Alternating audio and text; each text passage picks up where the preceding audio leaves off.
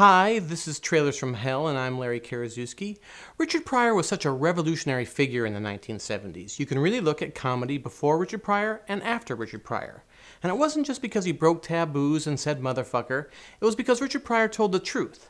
His act was all about being naked emotionally on stage, and that's why the world connected. It didn't matter if you were white or black, rich or poor.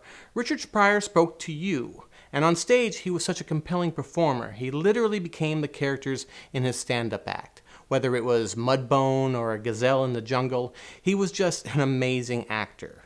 Richard Pryor seemed like a natural for movies and TV. Just turn on the camera and let him loose. But of all the performers that Hollywood dropped the ball on, I'd rank Richard Pryor number one. Hollywood was always trying to take the danger out of Richard, make him safe. Knowing Pryor from just his Hollywood output is like thinking all you need to know about Elvis Presley can be gained from watching Blue Hawaii. It wasn't until Pryor cut out the middleman that he exploded on screen. Live in concert brought the world Richard Pryor without a filter. And it rightfully became a phenomenon.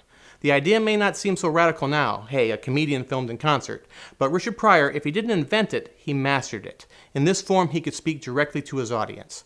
There's not a trailer available for his first stand-up film, so let's take a look at the teaser for his second concert movie, Live on the Sunset Strip. To all the millions of people Richard Pryor has made laugh. I was actually in the audience for the first night of filming this concert. I was a USC film student and managed to sneak into the Palladium. This was Pryor's first comeback show after he had lit himself on fire.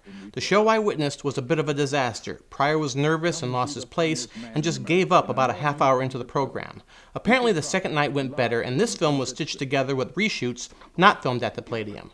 And while it may not have the highs of the first live movie, it's still damn good.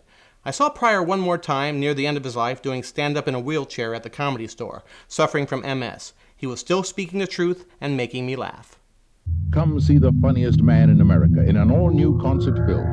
Richard Pryor, live on the Sunset Strip.